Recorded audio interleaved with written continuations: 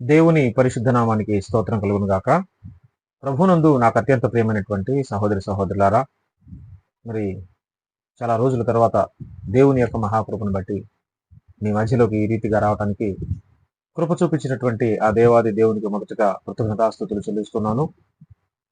ప్రభు ప్రేమను బట్టి మీరందరూ క్షేమంగా ఉన్నారని నేను నమ్ముతూ ఉన్నాను. మరి ఒక ప్రత్యేకమైనటువంటి ఒక అంశాన్ని మీతో మాట్లాడాలని, చర్చించాలని పరిశుద్ధాత్మ దేవుని యొక్క ప్రేరేపణను బట్టి ఈ వీడియో చేయడం జరుగుతూ ఉంది. మీరు ఆల్రెడీ తమ్నైల్లో చూసి ఉంటారు.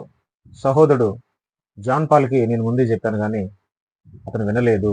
దానికి పర్యావసానంగా అతని పరువు అంతా నేలపాలైంది అనే విషయాన్ని మరి తమ్నైల్ ద్వారా మీరు అందరూ గ్రహించి ఉంటారని నేను నమ్ముతూ ఉన్నాను అన్నమాట. నిజంగా సహోదరుడు జాన్ పాల్ గురించి చాలా రోజుల క్రితం నేను ఒక వీడియో చేశాను. ఆ వీడియోలో చాలా స్పష్టంగా, ప్రేమపూర్వకంగా ఆయన హెచ్చరించడం జరిగింది. ఆయన చేస్తున్నటువంటి బోధ ఏదైతే ఉందో అది వాక్యానికి విరుద్ధంగా ఉంది, లేఖనానికి దూరంగా ఉంది, సత్యానికి విరుద్ధంగా ఉంది, చాలా మంది అభ్యంతరాలు తెలియజేస్తున్నారు అనే విషయాన్ని కూడా నేను గుర్తు చేయడం జరిగింది. దాంట్లో భాగంగానే ఆయన ఎంచుకున్నటువంటి ఆ మార్గం ఏదైతే ఉందో, ఆ సువార్త బోధ మార్గం ఏదైతే ఉందో అది అనేకులను విమర్శించే విధంగా, తులనాడే విధంగా, అగౌరవపరిచే విధంగా, నిర్లక్ష్యం చేసే విధంగా పెద్దలను, వారి పరిచర్యను, వారి విధానాలను, అలాగే వారి యొక్క మరి గ్రంథాలను, వారి యొక్క తలాంతులను కూడా ఆయన దూషిస్తూ, తూలనాడుతూ, విమర్శిస్తూ ఆయన వీడియో చేయడం జరిగింది. ఆ వీడియోలో చాలా మంది పెద్ద పెద్ద వాళ్ళను, ఏసన్న గారు లాంటి వాళ్ళను, దినకరం గారు లాంటి వాళ్ళను, ఇలాంటి పెద్ద పెద్ద వాళ్ళు ఎవరైతే ఉన్నారో వాళ్ళందరినీ దారాతి దారుణంగా విమర్శించడం జరిగింది. సాలెం రాజు గారిని కానివ్వండి, అలాగే పిడి సుందరరావు గారిని కానివ్వండి, లేకపోతే ఓఫీర్ గారిని కానివ్వండి, ఇలాగ సతీష్ కుమార్ గారిని కానివ్వండి, భక్త సింగ్ గారిని కానివ్వండి, ఇలాగ పెద్ద పెద్ద వాళ్ళందరినీ దూషిస్తూ, విమర్శిస్తూ ఆయన బోధ చేశారు. ఇది చాలా తప్పు, ఇలా మనం చేయకూడదు, ఇది మీ స్థాయికి మించి మీరు మాట్లాడుతున్నారు, జాగ్రత్తగా చూసుకోండి, మీరు ప్రమాదంలో పడతారు, ఇట్లా పెద్దలను దూషించడం, వారి పరిచర్యను దూషించడం మంచిది కాదని మనం చెప్పినా కూడా మన సహోదరుడు దాన్ని వినిపించుకోకుండా తన ఇష్టానుసారంగా మాట్లాడుతూ ప్రతి ఒక్కరిని దూషిస్తూ చివరికి మరి ఏ స్థాయికి దిగజారిపోయాడో, ఎంతటి పతనావస్థకు ఆయన చేరుకున్నాడో మరి యూట్యూబ్ను ఫాలో అవుతున్న, సోషల్ మీడియాను ఫాలో అవుతున్న మీకు అందరికీ తెలిసిన సంగతి, నేను కొత్తగా చెప్పాల్సిన అవసరం లేదని నేను భావిస్తా ఉన్నాను అన్నమాట. బైబిల్ గ్రంథం చాలా స్పష్టంగా ఒక విషయాన్ని తెలియజేస్తూ ఉంది. బైబిల్ గ్రంథంలో ఒక ఫౌండేషన్, ఒక మూల వాక్యాన్ని విస్మరిస్తూ ఉన్నాడు సహోదరుడు జాన్ పాల్. ఆ వాక్యం ఏంటి అంటే ఒకసారి బైబిల్ గ్రంథంలో నుంచి మనం చూస్తే రోమాపత్రిక 12వ అధ్యాయము 3వ వచనంలో ఒక చక్కటి అద్భుతమైన మాట ఉంది. దీనికి ప్రతి ఒక్క క్రైస్తవుడు, ప్రతి విశ్వాసి, ప్రతి సేవకుడు కట్టుబడి ఉండాలి. ఇది ప్రాథమిక సూత్రం. దీన్ని బేస్ చేసుకునే మన జీవితాన్ని, ఆత్మీయ జీవితాన్ని కట్టుకోవాలి. ఈ పునాది మీదే మన ఆత్మీయ జీవితం కట్టబడాలి. లేకపోతే ఖచ్చితంగా అది వాక్యానికి విరుద్ధం అవుతుంది, దేవునికి ప్రీతికరమైన సేవ అవదది. ఇక్కడ మనం చూస్తే రోమాపత్రిక 12:3లో తను తాను ఎంచుకొనదగిన దానికంటే ఎక్కువగా ఎంచుకొనక దేవుడు ఒక్కొక్కనికి విభజించి ఇచ్చిన విశ్వాస పరిమాణ ప్రకారము తాను స్వస్థ బుద్ధి గలవాడగుటకై తగిన రీతిగా తను ఎంచుకొనవలెను నాకు అనుగ్రహింపబడిన కృపను బట్టి మీలో ఉన్న ప్రతి వానితోనూ చెప్పుచున్నాను. పౌలు గారికి అనుగ్రహింపబడిన కృపను బట్టి ప్రతి వానితో పౌలు గారు చెప్పే మాట, పరిశుద్ధాత్మ దేవుడు పౌలు గారి ద్వారా మనకు మరి తెలియజేస్తున్నటువంటి మాట ఏంటి అంటే, ప్రతి వాడట తన్ను తాను ఎంచుకొనదగిన దానికంటే ఎక్కువగా ఎంచుకోవద్దు అంటున్నాడు.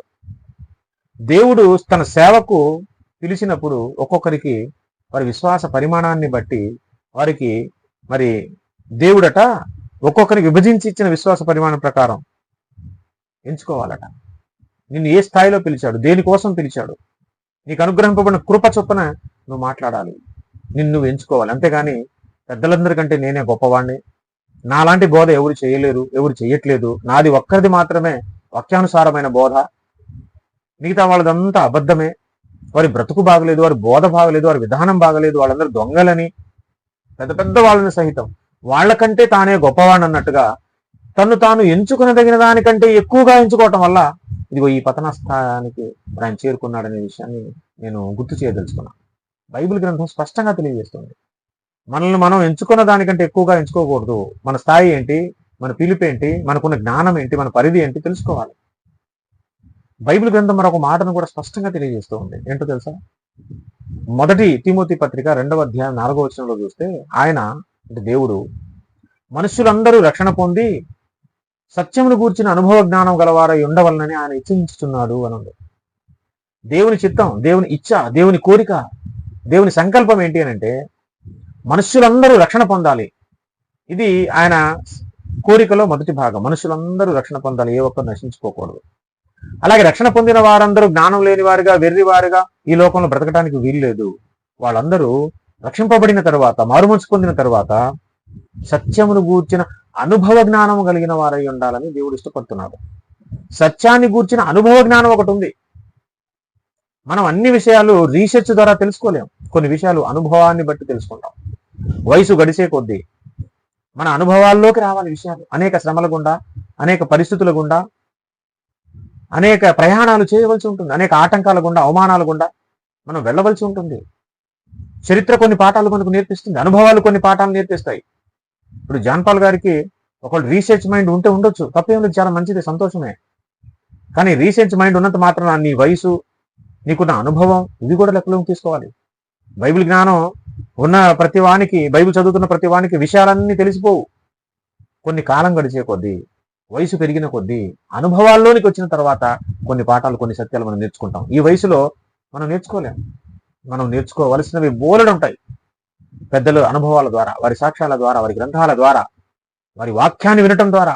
ఇప్పుడు మనకు ఎంత తెలిసినా పెద్దలు చెప్పిన బోధలు ఖచ్చితంగా వినాల్సిందే. పెద్దలు రాసిన గ్రంథాలు ఖచ్చితంగా చదవాల్సిందే. పెద్దలంటే మన తెలుగు ఆ రాష్ట్రాల్లోనే కాదు, ప్రపంచవ్యాప్తంగా బైబిల్ పండితులు, స్కాలర్స్ తమ జీవితాన్నే ఫణంగా పెట్టి 40 సంవత్సరాలు, 50 సంవత్సరాలు బైబిల్ గ్రంథాన్ని చదివిన వారు ఉన్నారు. 200 సార్లు, 300 సార్లు బైబిల్ గ్రంథాన్ని చదివిన వారు ఉన్నారు. లక్షల ఆత్మలను రక్షించిన వారు ఉన్నారు. ఖండాలనే, దేశాలనే రక్షించిన వారు ఉన్నారు. గొప్ప పరిచర్య, అద్భుతమైన అగ్ని వంటి పరిచర్య చేసిన వాళ్ళు ఉన్నారు. వాళ్ళ అనుభవాలలో బైబిల్ గ్రంథంలో లేని విషయాలు కూడా దేవుడు వారికి స్వరం ద్వారా, కళల ద్వారా, దర్శనాల ద్వారా, పరిస్థితుల ద్వారా నేర్పించిన అద్భుతమైన సత్యాలు ఎన్నో ఉంటాయి. అవన్నీ మనం తెలుసుకోవాలి, అవన్నీ మనం నేర్చుకోవాలి. ఏదో 4 ముక్కలు తెలిసినంత మాత్రాన, 4 ప్రసంగాలు నేర్చుకున్నంత మాత్రాన మనకు అంతా తెలిసిపోయినట్టు కాదు. తప్పును విమర్శించవచ్చు. బైబిల్లో ఎవరైనా తప్పును బోధిస్తున్నప్పుడు దాన్ని ఖచ్చితంగా లేఖనాధారాలతో మనం మాట్లాడవచ్చు. అంతేగాని వారి పరిచర్యను, వారి జీవితాలను విమర్శిస్తూ, దూషిస్తూ, అవమానపరుస్తూ, హేళన చేస్తూ, ఎంతో గొప్ప పరిచర్య చేసిన వాళ్ళని సమాజంలో కించపరిచి, తక్కువ చేసి మాట్లాడుతూ మనమే గొప్ప వాళ్ళనుకుంటే చాలా పొరపాటు. అనుభవం ద్వారాగా నేర్చుకోవాల్సిన విషయాలు చాలా ఉంటాయి. సత్యంను గూర్చిన అనుభవ జ్ఞానం ఉండాలి అంటుంది బైబిల్ గ్రంథం.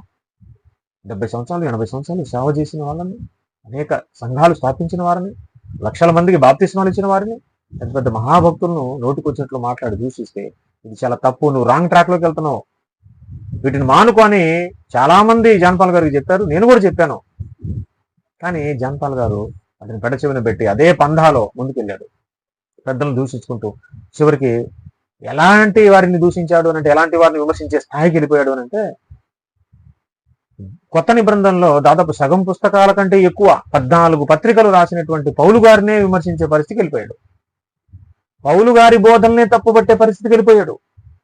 ఇంకొక అడుగు ముందుకేసి యేసు ప్రభు వారి బోధలను, మాటలను కూడా కించపరిచి మాట్లాడే స్థాయికి ఎదిగిపోయాడు.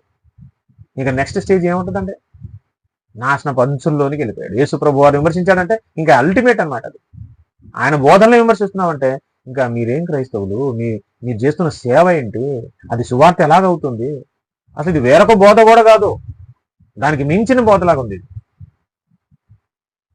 ఈరోజు చూడండి ఎంత నవ్వుల పాలైపోయారు, ఎంత బరువంత నెలపాలైపోయింది. ప్రతి ఒక్కడు ఈరోజు చిన్న పిల్లవాడి సహా మిమ్మల్ని విమర్శించే స్థితికి మీరు దిగజారిపోయారు. క్రైస్తవంలో ప్రతి వ్యక్తి వాళ్ళకు దొరికిపోయారు. మీరు మీ వ్యక్తిగత జీవితాల గురించి మాట్లాడుతున్నారు, మీకు బయట వ్యక్తులతో పరిచయాల గురించి మాట్లాడుతున్నారు. నేను ఎప్పుడు వ్యక్తిగత గురించి మాట్లాడను కాబట్టి నేను వాటిని ప్రస్తావించట్లేదండి ఇక్కడ. దయచేసి ఆ వీక్షకులు గమనించాలి. ఎందుకంటే అవన్నీ వింటున్న మీకు అందరికీ తెలిసిందే, యూట్యూబ్లో చాలా మంది మాట్లాడుతుంది.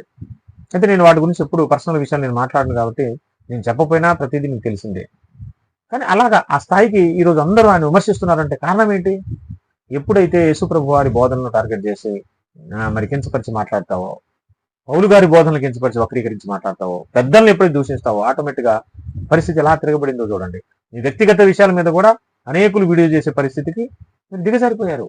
ఈ పరిస్థితికి రావడానికి కారణం ఆనాడే కనుక మీ బోధన మార్చుకొని ఉండి ఉంటే, మంచి సాక్ష్యాన్ని మీరు పొందుకొని ఉండి ఉంటే ఈ పరిస్థితి వచ్చేది కాదు. మీ కుటుంబాలని బజార్ని ఇడిచి మాట్లాడేవాళ్ళు కాదు ఎవరు, ఆ అవకాశం ఎవరికి ఉండేది కాదు. మీరు ఎప్పుడైతే వాక్య విషయంలో తప్పుడు బోధనలు చేస్తూ ఉన్నారో అప్పుడు ఇవన్నీ ఇతరులు మాట్లాడే పరిస్థితి వచ్చింది. నలుగురు స్నేహితులను సంపాదించుకోవటం చాలా కష్టం, పోగొట్టుకోవటం చాలా ఈజీ. మీరు ప్రతి ఒక్కరిని గెలిపి, వాళ్ళ బోధనలు గెలిపి, విమర్శించి, వీడియోలు చేసి సమాజంలో చులకనయ్యారు, క్రైస్తవ సమాజంలో చులకనయ్యారు, సంఘంలో చులకనయ్యారు, విశ్వాసుల దృష్టిలో మీరు చులకనయ్యారు, ఒక అబద్ధ బోధకుడిగా ముద్ర వేయించుకున్నారు ఇంత తక్కువ వయసులోనే.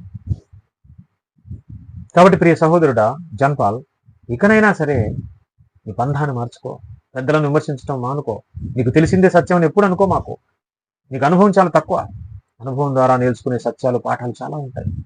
అనుభవాలు గుండా నేర్చుకుంటాం. అనుభవంలోనికి రావాలి. లిటరల్గా మనం బోధించడం వేరు. బైబిల్ గ్రంథం చదివిన ఏదో న్యూస్ పేపర్ను చదివినప్పుడు ఎలాగైతే అర్థమైపోతుంది, ఒక నవల చదివినప్పుడు ఎంత ఈజీగా అర్థమైపోద్దో, బైబిల్ గ్రంథం కూడా నేను చదివేశాను కాబట్టి 2-3 సార్లు అయిపోయింది, కంప్లీట్ అయిపోయింది, కొన్ని 10 సార్లు అయిపోయింది కాబట్టి నాకు వచ్చేసింది అనుకోవడం చాలా పొరపాటు. బైబిల్ గ్రంథం అలా రాదు ఎవరికి. దేవుణ్ణి అడగాలి, ఆయన పాదాలు పట్టుకోవాలి. పెద్దలకు చెప్పిన విషయాలు చాలా ఉంటాయి. ఎందుకంటే వాళ్ళు కొంతమంది దేవుణ్ణి బాగా అడిగి దేవుని దగ్గర నుంచి పొందుకున్న ప్రత్యక్షతలు చాలా ఉంటాయి. దేవుడు వారికి మాత్రమే చెప్తారు. ఎందుకంటే వాళ్ళు అట్లా అడిగారు, అది గోల్గా పెట్టుకుని, గురిగా పెట్టుకొని అడిగారు. వాళ్ళు జీవితాన్ని ఫణంగా పెట్టి అడిగారు కాబట్టి మరి అడిగితే ఇచ్చే దేవుడు కదా, హృదయ వాంఛలు తీర్చే దేవుడు కదా ఆయన. న్యాయమైన కోరిక అయినప్పుడు, యథార్థమైన కోరిక అయినప్పుడు, అది సత్యాన్ని కోసం వచ్చేసి అన్వేషణ అయినప్పుడు దేవుడు ఖచ్చితంగా సత్యాన్ని బయలుపరుస్తాడు, తెలియజేస్తాడు. వాళ్ళు అలా పొందుకున్నటువంటి విషయాలను మరి ప్రసంగాల రూపంలో కొన్నిసార్లు చెప్తూ ఉంటారు, గ్రంథస్థం చేసి కూడా అందించి ఉంటారు. అది మనం చదవాలి, మనం నేర్చుకోవాలి, తెలుసుకోవాలి. అంతేగాని ప్రతిదీ విమర్శిస్తూ మనకేదో అంతా తెలిసిపోయినట్టు ఆ భ్రమలో నుంచి బయటికి రావాలి. ఎవరు మాట్లాడి నాకే అంతా తెలుసు, ఇంకెవరికి రాదని ఎవరు అనుకున్నది తప్పే, అది రాంగ్ నోషన్. అది అసలు అభిప్రాయమే తప్పుడు అభిప్రాయం. మనల్ని మనం ఎంతవరకు ఎంచుకోవాలో అంతవరకు ఎంచుకోవాలి తప్ప అంతకు మించి ఎంచుకొని, ఊహించుకొని నేనేదో చాలా గొప్పవాణ్ణని సమాజంలో ముద్ర వేయించుకోవటం కోసం ఇలా పెద్దలను దూషించుకుంటూ మనం వెళ్తే మన పరిస్థితి, గర్వించిన ప్రతి వాడి పరిస్థితి లాగే అవుతుంది. నువ్వు చెప్పే బోధలు కూడా నేను చాలా వింటున్నాను. ఏముంది అందులో? ప్రసన్న బోధ ఒకటి లేదు. ఇన్ని వాళ్ళని వీళ్ళు విమర్శించడం తప్ప ఒక సబ్జెక్ట్లో ఏదైనా వెలికి తీసి ఒక మర్మాన్ని చెప్పిన సందర్భాలు ఏం లేవు. అవన్నీ ఎల్కేజీ పాఠాలు, చిన్న పాఠాలు అవన్నీ కూడా. దాన్నే ఊహించుకొని నీకు నువ్వే అదేదో గొప్ప మర్మాల్లాగా అనుకొని ఆ భ్రమలో బ్రతకటం అనేది సహోదరుడు మంచిది కాదు అది. కాబట్టి ఇక్కడి నుంచి అయినా తెలుసుకో, సత్యాన్ని గ్రహించు, క్రైస్తవ సమాజానికి క్షమాపణ చెప్పుకో. ఎవరి విషయంలో అయితే నువ్వు పొరపాటు చేసావో, ఎవరి బోధనల్ని తప్పుబట్టి వాళ్ళని దూషించావో వాళ్ళ విషయంలో సమాధానం కోరు. సహోదరులు ఐక్యత కలిగి ఉండటం ఎంత మేలు, ఎంత మనోహరం బైబిల్ గ్రంథం చెప్తుంది. కాబట్టి ఆ విషయంలో నువ్వు వాళ్ళ దగ్గర క్షమాపణ కోరుకొని ఇలాంటి రచ్చంతా యూట్యూబ్లో రాకుండా, ఒకరినొకరు దూషించుకోకుండా వాటికి స్వస్తి పలకండి. సహోదరులుగా అందరూ కలిసిమెలిసి ఉండండి. దేవుడు అట్టి గొప్ప మనసు, మారు మనసు నీకు దయచేయును గాక. ఆమేన్.